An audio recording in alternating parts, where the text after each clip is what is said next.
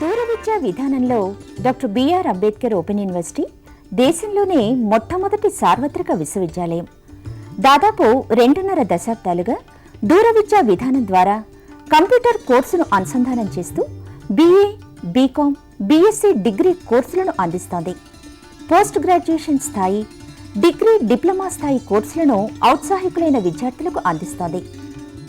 Development స్టడీస్లో centre for economics and social studies ద్వారా MPhil, పీహెచ్డీతో పాటు విశ్వవిద్యాలయమే స్వయంగా దూర విద్యా విధాన అంశంపైన పీహెచ్డీ వంటి పరిశోధన కోర్సులు ప్రవేశపెట్టింది. రాష్ట్ర వ్యాప్తంగా సుమారు 4.5 లక్షల మంది విద్యార్థులు ఈ విశ్వవిద్యాలయం నుంచి ఉన్నత విద్యావకాశాలు పొందుతున్నారు. డాక్టర్ బిఆర్ అంబేద్కర్ సార్వత్రిక విశ్వవిద్యాలయం స్థానికంగా స్వయం బోధనా పద్ధతిలో ముద్రణ రూపంలో రూపొందించిన కోర్స్ మెటీరియల్ అందిస్తోంది. కోర్స్ మెటీరియల్ అధ్యయనానికి సహకరించే విధంగా రేడియో, టెలివిజన్ పాఠ్యాంశాల ఆధారంగా కార్యక్రమాలు ప్రసారం చేస్తోంది. అధ్యయన కేంద్రాల ద్వారా ఏర్పాటు చేసే సలహా సంసర్గ తరగతులు, సైన్స్ ప్రాక్టికల్ సౌకర్యాలు విద్యార్థులకు స్వయం అధ్యయనానికి ఒక చక్కటి అవకాశం. ఇవి విద్యార్థి సమీపంలో ఉండే అధ్యయన కేంద్రం నుంచే పొందొచ్చు.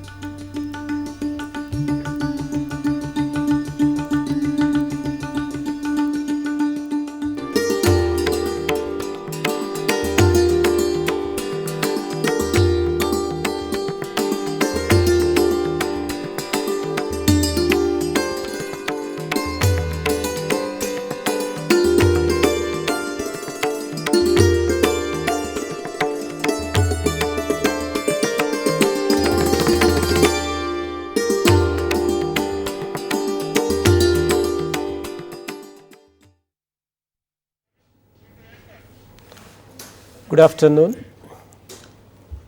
We welcome all the students of BCom final year of Dr. B.R. Ambedkar Open University to this teleconferencing program. And today's topic for discussion is the capital and money markets in India. And in this topic we will cover the meaning and importance of the capital and money market, and the primary and the secondary market, the instruments and constituents of the money and the capital markets, and the issue of shares and methods of issue of shares, listing of securities, and the regulation of the capital and the money markets, and finally we will discuss the bill pertaining to the Companies Act. So the students, they can participate in this discussion, and this program will run for 1 hour, and the students directly they can participate in the discussion by asking the questions, and the contact numbers that they can note down are the 2703 1431 and 2703 1432, 2703 1433, and those who are calling from outside Hyderabad, they can add 040, the code number. And so the students should note that the questions should be confined to the topic only and should not be beyond the topic. And now we have with us the subject experts, and let me introduce the subject experts. Maybe before I introduce the subject experts, let me introduce myself, that I am Professor Chandraya, Head Department of Commerce, Dr. B.R. Ambedkar Open University. And let me introduce first the Professor Lakshman. He is heading the Department of Commerce, Usmania University. He has wide teaching experience both in India and abroad, and he has around 27 years teaching experience. His specialization is finance. Yeah. And he has the degrees MBA, MCom, MPhil, PhD, LLB, and he went to abroad and taught there in King Saud University, and there he worked there for about 4 years, and there also he headed the Department of Finance, and there he was responsible for entering into MOU, that is a Memorandum of Understanding between 2 universities, that is King Saud University and also the California University of USA, and for which he was awarded and rewarded by the Vice Chancellor of that King Saud University. and now he is expertised in finance, accounting, etc. So next, let me introduce the Professor Balakrishnan. He is a practicing chartered accountant, and he is a partner in Deloitte company, and his specializations are auditing, accounting, and finance. And he has he has presented many papers, academic papers in several forums, and also the conferences, university conferences and workshops. So with this introduction, let me get into the discussion on the topic. The topic, as I mentioned you, this is the topic on the capital and money markets. So once again, I want to remind the students that they should confine their questions to the topic itself only. So let me first ask question to Professor Lakshman. Professor Lakshman, we often hear that the development of economy and the development of the capital market and the money market, these two are interrelated. It means the developed capital market and the developed money market indicate that there is a development of the economy. Is it true? And also the developed capital market and the developed money market encourage the entrepreneurship in India. Is it true that there is a interdependent and interrelationship is there? And what exactly the capital market is? Could you explain the capital market and the importance of the capital market, please? Well, I appreciate the initiation of Dr. Ambedkar Open University, especially Professor Chandraya, head of the Department of Commerce at Dr. Ambedkar Open University, to introduce this business finance at the degree level, because at the MCOM level continuity we have a security analysis and portfolio management and also investment management, which becomes easy for them to understand. For that, my appreciation goes to the university and especially the head of the department of Professor Chandraya. For any economy, for any country, for its economic development, the capital formation is the precondition, sine qua non for the development of any country. Therefore, it is an indication that how much capital is formed in a country, that indicates to what extent that the economy has been achieved by that country. The Indian capital market is playing a greater role in the process of capital formation, and it has been playing a major role through its savings and mobilizing the savings and investment and channelizing that otherwise would have gone waste of small retail investment and savings of the people have been productively mobilized by the Indian capital market and well channelized into industrial scene who are in need of capital.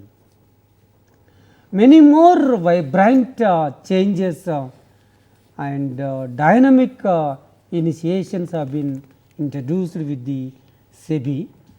The computerized online trading of business transactions in the capital market is the order of the day.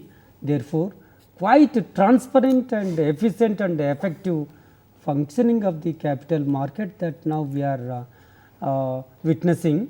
Therefore, it is a market where buyers and sellers come together for trading a long term capital funds. Therefore, it can be referred to as a market that provides long term funds to the borrowers. The industry that requires the long term capital and the small investors and institutions that lend the capital formation, which is quite important to the development of the economy. Therefore, as per the international standards of the world, the loans and financial transactions which are ranging more than 1 year are termed as the long term funds, and which are within the 1 year, the funds traded for the requirement of within 1 year are termed as short term funds. Therefore, we can say that there is a thin difference between what is the money market and capital market. Both short term and long term funds are traded and borrowed and lent in the capital formation through, so that the economic development that takes place. Therefore, this capital market ultimately will be divided into two segments. One is the primary market, and the other is the secondary market. You were also focusing about, Professor, the importance of capital market. Yes. The importance of capital market, I will just synthesize that it mobilizes the small savings otherwise would have gone unproductive way, and encourages the investment behavior among the retail investors. It also improves the liquidity and availability of funds and for the economic development of the country, and it creates employment opportunities to the people at large. Yes, sir. It's very good. Sir, Balakrishnan Garu, Professor Lakshman has explained the importance of capital market. It's that the channelizing the small savings to the productive investment. That is a very good one of the important aspects that he has mentioned. Could you explain the money? What is the money market and what is the importance of the money market? Yeah, as explained by the professor, that the long capital market basically takes care of the long term funds, but there is also a requirement for a company to have short term funds. So therefore, this money market, basically like any other market, is concerned with the demand and supply of funds for the production of goods and services. What does it do? It provides liquidity to the company, it augments supply of funds, it also does what is called a better credit rating for the companies. It also avoids, see, in fact, if you see, a lot of these industries are seasonal. So therefore, the supply of funds are not available at every given point in time. Money market basically avoids wide seasonal fluctuations, provides funds at a very reasonable rate of interest. So therefore, if you were to look at the capital market, which are long term, versus the money market is more driven towards the assisting the manufacturers for purchase of goods, managing their inventories, and for the production and sales. Yes, yeah, Professor Lakshman. Earlier you mentioned, the capital market comprises of two things, that is the primary and the secondary markets. Of course, Balakrishnan has explained about the importance of the money market. Could you explain what is the primary market and what is the secondary market, and what is the importance of this primary and the secondary market? Yeah. The entire capital market is divided into two major segments. One, no, by nature we can divide. As such, there is no market. In the general sense, market is referred to as a 4 Ps, but in fact there is no market as such, but on the basis of nature of functioning, we can segment it to two parts. One is the primary market and the secondary market, second one. In the primary market, when a new company is floated, established, it sells its shares to the general public.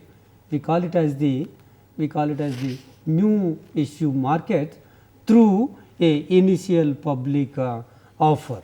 If the company if the company subsequently adds to its capital structure the borrowed capital, the bonds or debentures, that bonds or debentures are also again issued to the general public for the first time for collecting and gathering the capital. Third occasion comes in the primary market, that when a company planning for expansion, diversification, Then also if it needs the capital in different forms, either bond finance or equity finance, again it goes for the general public directly. These are the three ways of raising the capital in the primary market. In the primary market, a new issue market, as we call it, as doesn't have any physical structure and physical form. All the agencies, all the participants, entire mechanism that only provides a facilities for selling shares and collecting the capital in the new issue, that is primary market. Whereas in the entire operation of that new issue market or primary market is that it is an origination we call or underwriting we call it as, and distribution. These are the three major roles of functions that takes place in the primary market. Origination we call it as the preliminary work, the preparation of the project report and all, and it also has to meet the some people for underwriting purposes, and also it takes up propaganda, media, mass and all advertisements, all that includes the distribution, the time of floating the issue, the time of releasing the issue, the price fixation of the issue, all this will be done in the primary market. As far as secondary market is concerned, in the secondary market is a place where scrips are traded after they have been issued in the primary market. It comes in the second hand securities comes to the second market, that is we also call it as the stock exchange. This stock exchange is the development. If the primary market is well developed, stock market also developing. For the development of stock market, the condition is the development of the primary market. Secondary market assuring a liquidity position to the investors, therefore the primary market is well functioning. In the stock exchange is a regulated marketplace in which all listed securities are bought and sold through the intervention of its own members in the stock market by following scrupulously, strictly the rules and the guidelines from to time issued by the SEBI, Securities Exchange Board of India, and the stock exchange must have a recognition of central government, and under the section of 4 of Security Contract Regulation Act of 1956, that this is a stock exchange that functions. At present we have about 23 stock exchanges in our country, and majority of the stocks and volume of stocks are traded in the Bombay Stock Exchange and the National Stock Exchange. Yeah, fine. The main issue here is the primary market is related to issue of shares or instruments, then the issued shares are traded in stock exchange. Yeah. Good, fine. Then Mr. Balakrishnan, could you let me ask about the money market? You earlier explained the importance of the money market and what the money market is. Could you explain the money market instruments and the institutions? Okay, as I explained, this money market is basically more related to the liquidity. So there is definitely, when you talk about instruments, there is no definition of the terms as such, but it's also dependent on a maturity profile. So let's look at what the institutions who are involved in it. The primary institution that is involved is a central bank, which is the Reserve Bank of India. There is this commercial bank which is involved. There is this non-banking financial institution which also provides short-term funds. There are also called acceptance houses which relates to commercial bills. The nature of the security or the instrument depends upon how each one is issuing. So take for instance, the government. They normally issue what are called government securities, or they issue what are called as treasury bills. And if it relates to banking sector, either they issue what is called a call and notice money, or they issue a term money or a certificate of deposits. The way each of these institutions operates, that's the way the issues happens. So if let's take the case of a private sector.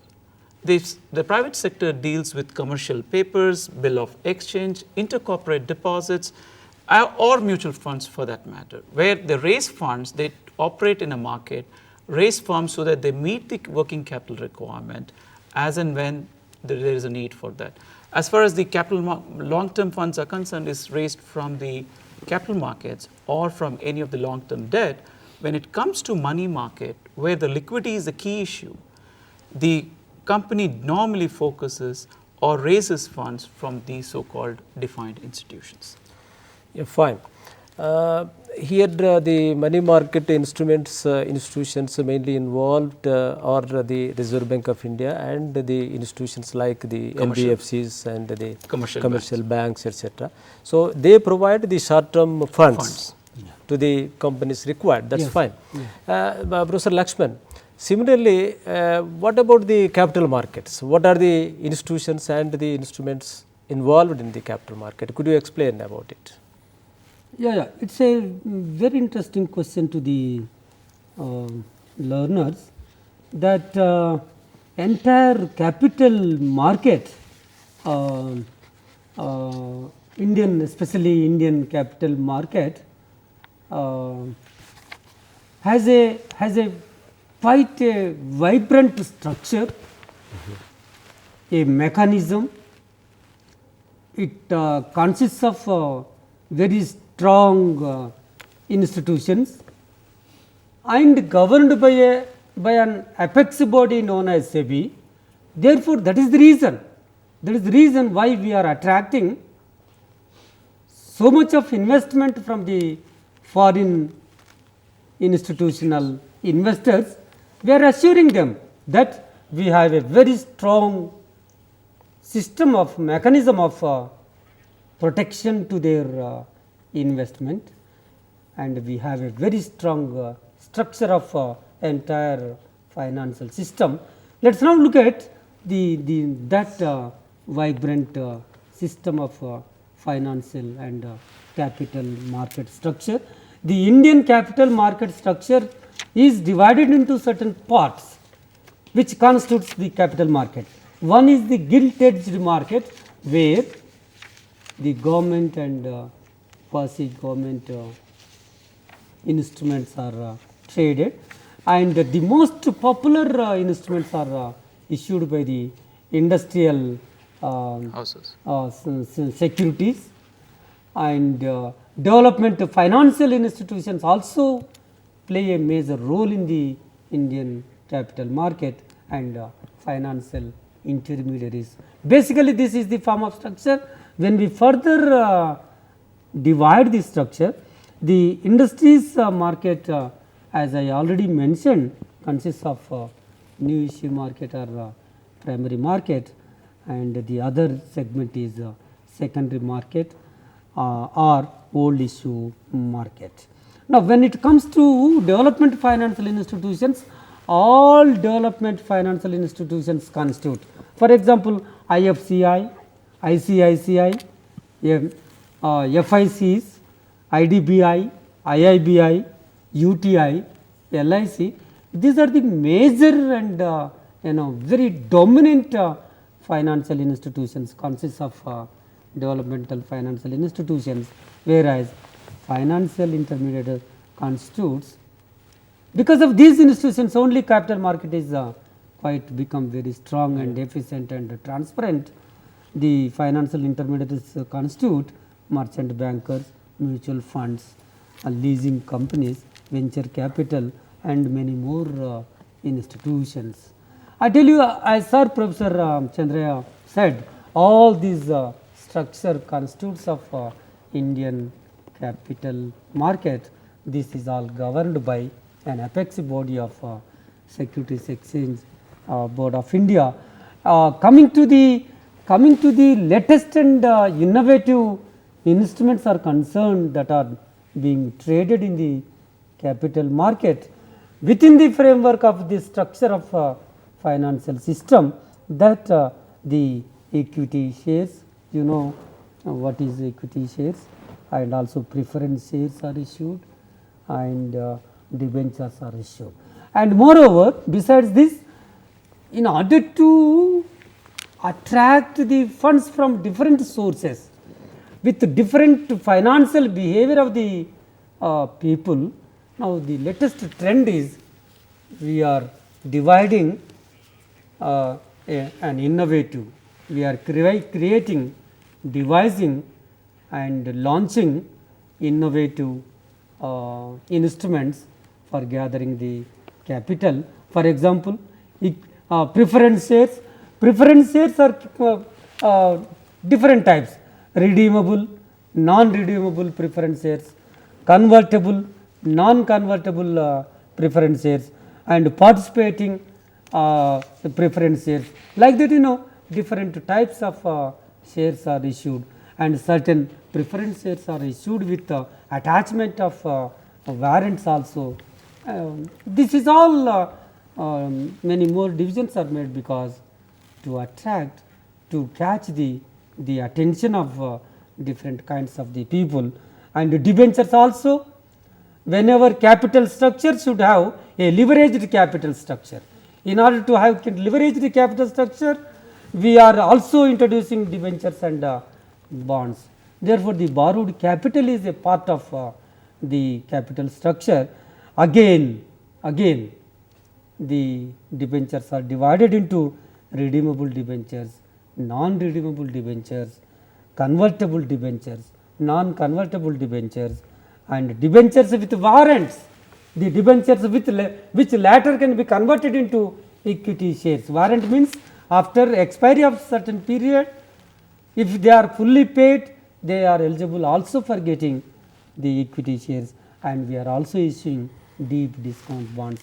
Many more innovative and creative instruments that are issued. All these instruments and these institutions and this mechanism constitutes in the Indian capital market constants.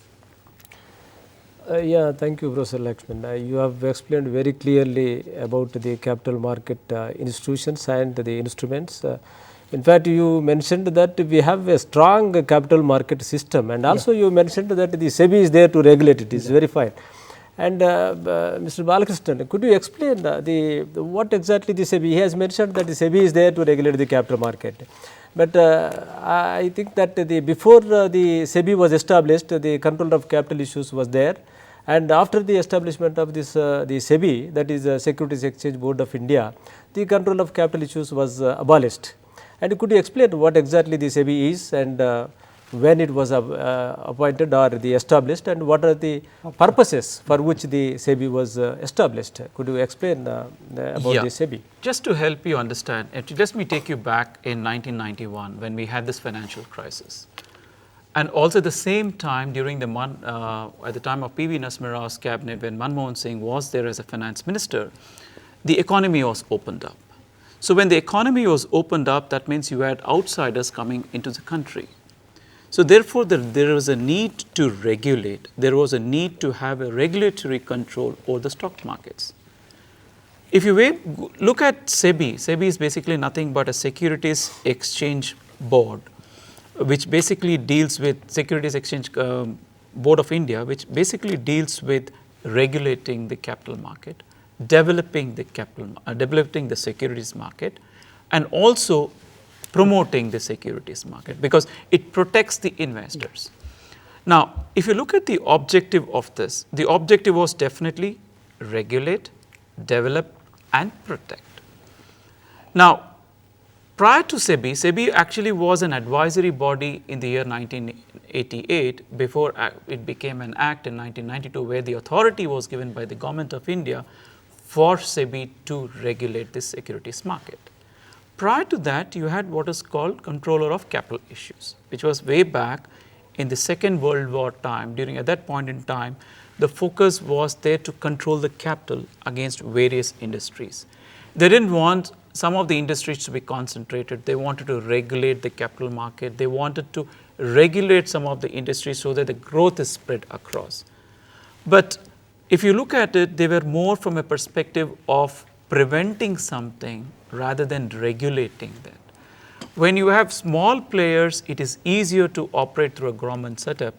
but therefore the need was to move towards an independent body when you had a lot of players, both domestic as well as international players coming in, to have sustain a trust in the market that somebody can come and invest in your capital market. The need to set up a SEBI came in. But if you look at it, both SEBI as well as control of capital issues were primary intention is to regulate the securities market. It's something like this, that where the government gives it some sort of a trust, or somebody can go and invest money, the money is not lost. For that purpose, SEBI was established. Yeah, Professor Lakshman, earlier you mentioned about the primary market, and could you explain how does the primary market operates, and who are the intermediaries or the players of the primary market? Maybe that is important aspect we can discuss about it. Well, this is operation of primary market is quite significant to the students and the general public to understand, and really it is a very critical and complicated market to understand. I will just try to explain what how that first part of primary market operates. Primary market, as I told you, when it is floated, the principal steps that have to be taken by the promoters or behind the persons behind the floating, or we can say we can segregate into two aspects. One, pre-issue tasks and post-issue tasks. The pre-issue task consists of the students well know that drafting of a prospectus. Prospectus is a document like an advertisement dividing all entire capital into small units, and as per the Companies Act of 1956, the public limited company has to issue the prospectus, and it has to be approved by the directors. A copy has to be filed with the, as the professor said, the SEBI and also registrar of companies. And then after drafting the this is all post activity. After drafting the prospectus, you have to choose and select the intermediaries. Who are the intermediaries then? I also already referred, merchant bankers are the intermediaries, and registrar to issue intermediaries, and then you have to also look to share transfer agent like Karvi, who will be noting down all whenever the shares are transferred, and also you have to select your banker to your new issue. These are the pre-issue tasks. Then you have to decide the closing date and the opening dates, that are also as per the guidelines of the SEBI. I think sir has to clarify, it is 45 days period is given between opening and closing dates of that issue. And as far as post issue is concerned, I am not fully explaining, only the details briefly given, that post issue activities are concerned. Now, after getting the applications from the general public through your banker or through your agent, that you have to scrutinize the application form in all respects, and you have to look to subscribe, whether partially subscribed or fully subscribing, and then allotment of shares. If not the company, all that intermediaries can do all these services, and ultimately you will be listing out your all your new issue with the stock exchange. And for this purpose, the entire mechanism, the players, we can say, the players, the role played by the players in this new issue market, that the, as I told you, the merchant bank. merchant banker is not a different banker, and these days SEBI also appointing granting the permission for the merchant bankers, but any bank can play a role of merchant banking which looks after the initial issues related, and then other player is book running lead manager can also be consulted, and syndicate member, and you will have to decide the registrar to issue, and banker to the issue, auditors of the company, and underwriters also. Underwriters, if the capital when it is issued through the prospectus, if not fully subscribed, there is a danger of not getting capital. Therefore, you should get the assurance from some institutions that if it is short falling, if it is not subscribed, yes, we are here to subscribe fully your capital. They are the underwriters. All these will play the role as intermediary as far as new issue is concerned. Yeah.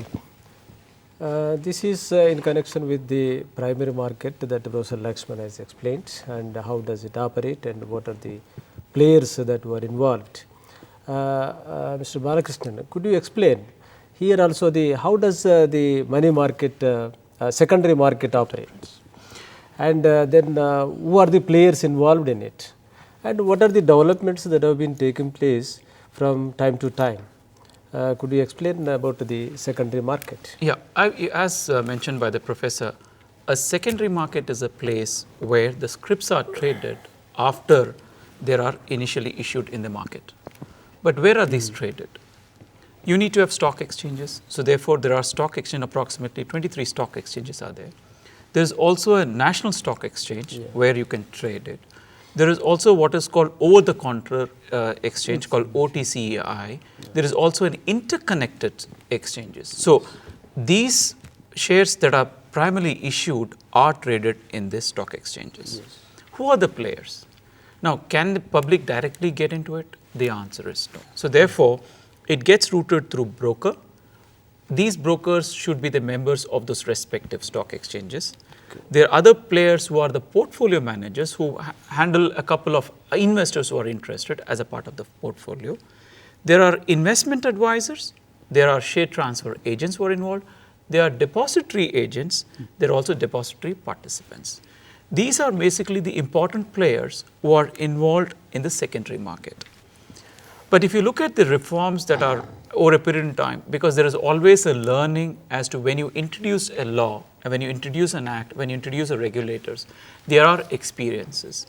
If you look at the price rigging during the MS Shoes time, which introduced that severe regulations to be brought in by SEBI. So one of the issues that came up was if there are insider trading, that should be banned. Then if the shares are traded volatile, the prices are very volatile, then they introduce what are called a circuit breaker system. For future trades, everything was banned. The forward trading was banned. They introduced what is called the entry of the foreign institutional investors as a players. This is just to bring in the confidence of the investors who are in this market. Plus, in addition, they also had what are called a buyback of shares. They also prescribed capital adequacy norms to the brokers, because if brokers are the advisors to the sellers as to the buyers, and if there is a settlement that happens, if the seller does not get it, so therefore this SEBI prescribed what should be the capital adequacy norms. And they also introduced a new concept called book building sometime in 1996.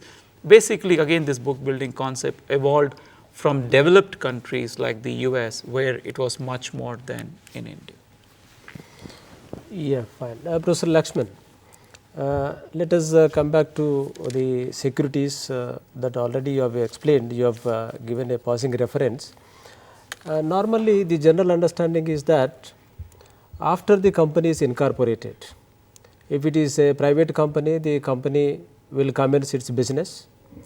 And if it is a public limited company, the public limited company has to get the certificate to commence the business and issue the prospectus, then only the company can issue the shares and issue the shares to the public for its subscription. But could you explain what are the methods that the companies issue the shares, the methods of issuing the shares? And similarly, before you explain about the methods of issuing the shares, could you explain the types of shares? Already you mentioned that some preference shares and equity shares, something, but could you explain the difference? The ownership of securities are there and the creditorship securities are there, and the methods of issuing shares, and also the difference between bond and the debenture. Normally there is a confusion between the bond and debenture. So any difference is there between these two, the bond and debenture, and also the share and debenture, etc. Could you explain a little bit elaborately that one? Well, the generally available instruments, as I told you, the equity shares are issued. This is all, it has got a relation to determination of capital structure. How you are forming a capital structure, how much should be the debt to equity component, should be the strategy of the management of the company. Therefore, definitely any company will have a leveraged capital. That means there will be some debt capital and equity capital. Equity capital is known as a owner's funds. They will not get any dividend unless otherwise the company makes a profit. They will not get any dividend, and when the distribution of capital in case of liquidity comes, they stand in the last in the queue. Therefore, they cannot demand anything, only at the end they demand. They are the owners of the company, and then preference shares are given. On the face of it, certain percentage is fixed, certain percentage of dividend is fixed. This is in order to attract different kinds of people to invest in the company. Therefore, irrespective whether the company made profit or not, the dividends prescribed at prescribed rate of mentioned in the preference capital, that the dividend is paid, and there are different types. I already told you: cumulative, convertible, non-convertible, and there are some more privileges also given to preference shares. As Professor Chandra asked, generally you are getting a doubt that what is bond and what is debenture. Truly speaking, there is a thin difference. There is no difference at all, except the institutions which are issuing that instrument. If the corporate sector is issuing the debt capital, we call it as the debentures. The government also issues the same type of instrument. For the categorization sake, we call it as the bond. And sometimes the practitioner Mr. Ganesh Balakrishnan is also here. Sometimes that the corporate sector also issues such instruments. We call it as a bond. For example, infrastructure bonds. This is all only for Tax purpose. the purpose of tax purpose and purpose of gathering capital, that the different types of debentures, bonds are issued by the company or the semi-government, quasi-government, government agencies. And as far as methods of the modes of placing the issue is concerned, there are certain methods depending upon its the law requirement, depending upon nature of the company, corporate, that there are different modes of issue of placing the issue. One popular method, as I told you, initial public offer.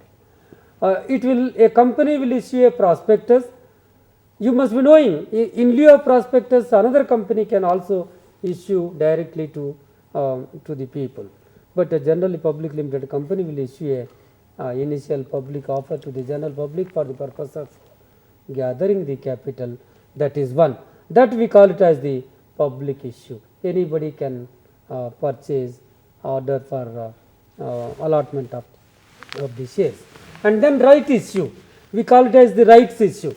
Any company later, if it is directly issuing to the general public for gathering the capital, before issuing it to the general public, it will first offer to its existing shareholders. I think Balakrishnan should clarify. Section 81 of Companies Act of 1956 may be making compulsory for first offering that issue to the Existing shareholders. shareholders. That is a strategy. That is a strategy not to see that the number of owners are not issued. And also another kind of placing is private placement. Private placement. This will not be issued to the general public at large, only for the few people, only for the few institutions that they offer the entire issue. For example, mutual funds, for example, investment banks. For them, for example, a group of people, that company takes a decision to place it only, to offer it only for the few people to purchase.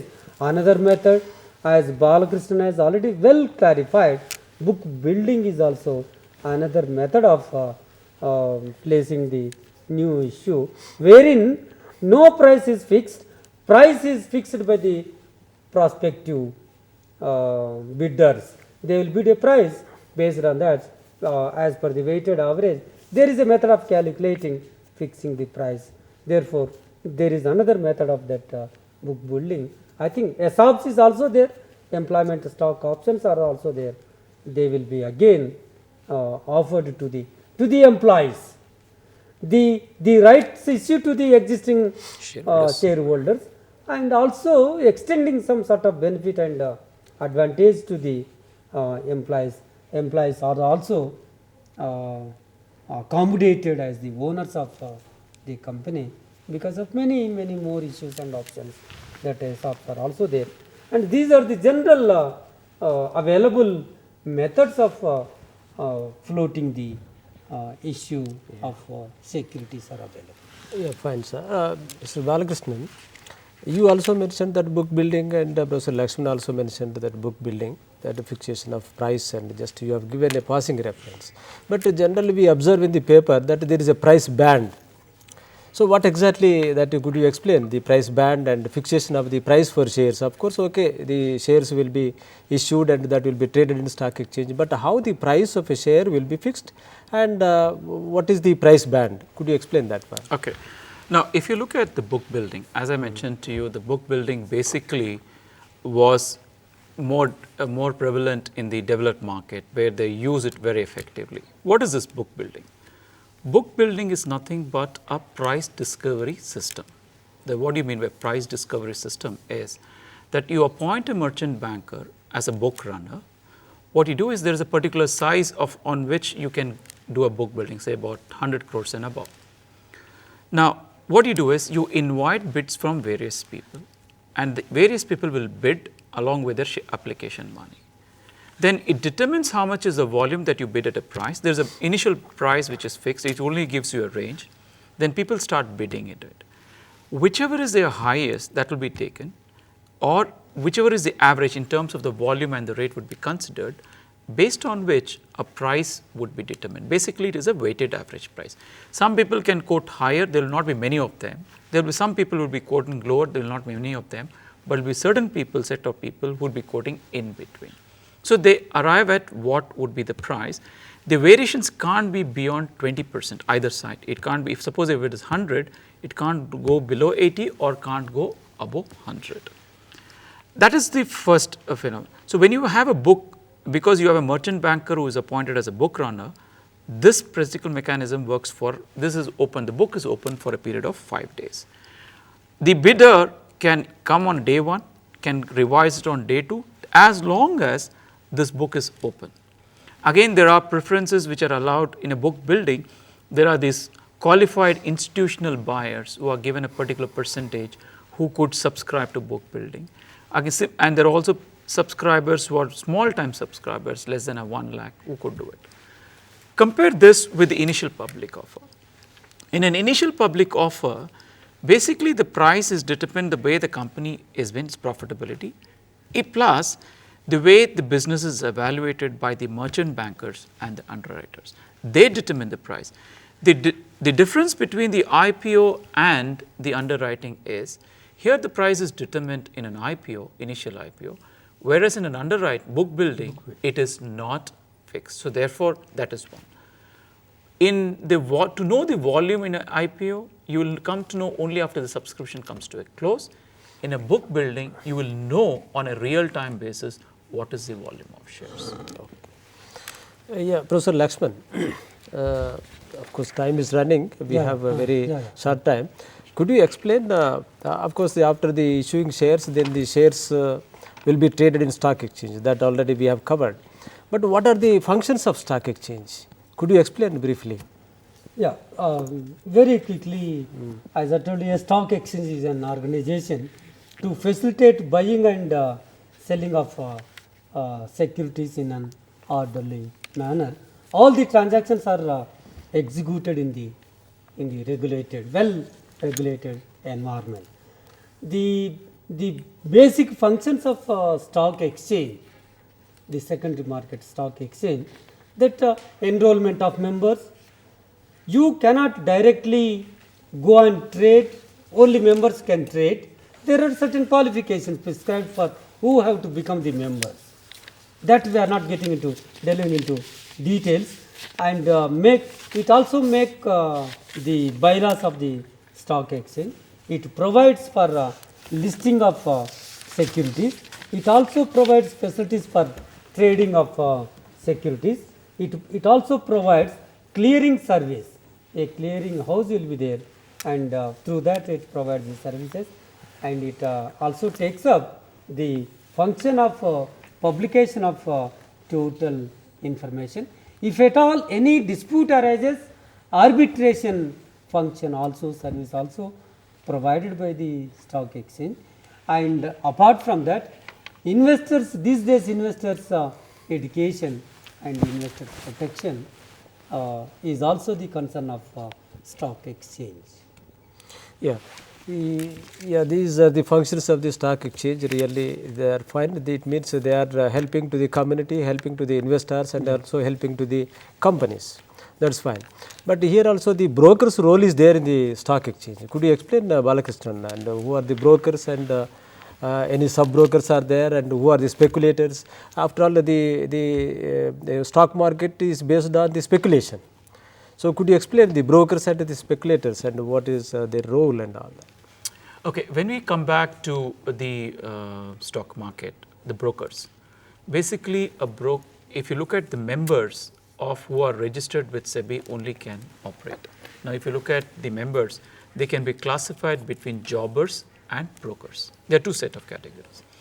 A jobber is a person or an individual who or an institution where they buy shares and sell shares for their own benefit. When it comes to brokers, again, brokers are nothing but an intermediary between a buyer and a seller. Again, broker could have, again, be divided. You can also give it as a sub-broking to another person who will work within the control of the broker. Or you could also have a broker could have a remissiers or an authorized clerk. What they do, what is the remissier does and what does an authorized clerk does? Remissier is nothing but who solicit clients on behalf of the broker. The authorized clerks were basically nothing but where they carry out business on behalf of the brokers. And there's again, to be a member of the stock exchanges, you require a particular amount and an entrance fee, nominal fee, and you need to have basic eligibility before you can enter. Okay. Yeah, Professor Lakshman, very briefly, I think there is a very good concept in the stock exchange to trade the shares in the stock exchange, that is a depository concept, demat account. Because many people, I think they open accounts, but they may not understand what exactly the demat account and something. Could you explain about what is demat account and a depository system?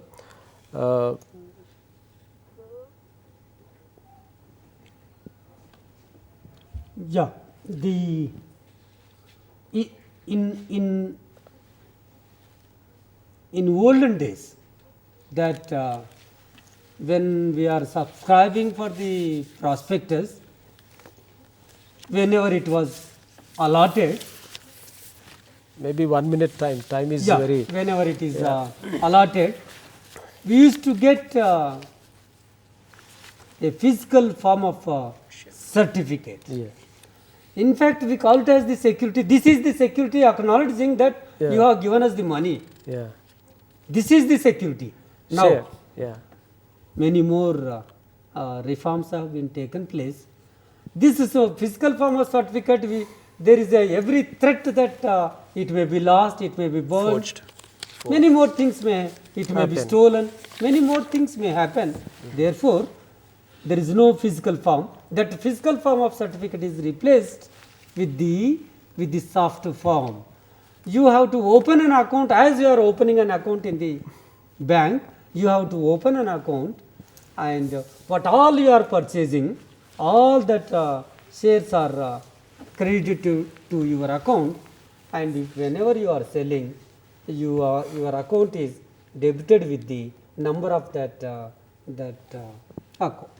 account. Therefore, ultimately the balance is shown to you, and this is very damn easy method, and you get the statement. You will have the full security and safety for your shares that you have purchased. Yeah. Mr. Balakrishnan, so the important question that I would like to pose to you is that so far we have the Companies Act 1956, and the companies have to register with that according to the Companies Act 1956. But now the central government introduced a bill to change the act. Now they want to come up with a new act. So once it is the bill already is introduced in December 2012, and once it is accepted, then the new act will come into existence, and what happens the existing act. Could you explain that the time is over, and maybe in half a minute or something you can could you explain what are the things that we can envisage in the new bill? Yeah. Now, basically, if you were to look at it, what really happened is that the SEBI was basically revolved under the corporate governance. But if you look at the new company law bill, what they've done is now, apart being securities market, there's being SEBI being regulating the companies, even for those listed and unlisted companies, this new bill envisages corporate governance rules. It envisages monitoring mechanism. It envisages what are called as the to treat these people, or to make these people the introduction of criminal and civil liabilities have been introduced. Basically nothing but a monitoring mechanism in respect of regulating directors, regulating auditors, regulating the insider trading, having more robust disclosure relating to related parties, and relating to the investor. So basically the sea change which has come up as far as this company's bill is concerned. Yeah, thank you. Time is up. Professor Lakshman and Balakrishnan, our discussion is more useful to our students. So maybe I should thank you for coming here and participating in the discussion. Thank you very much. Thank you very much.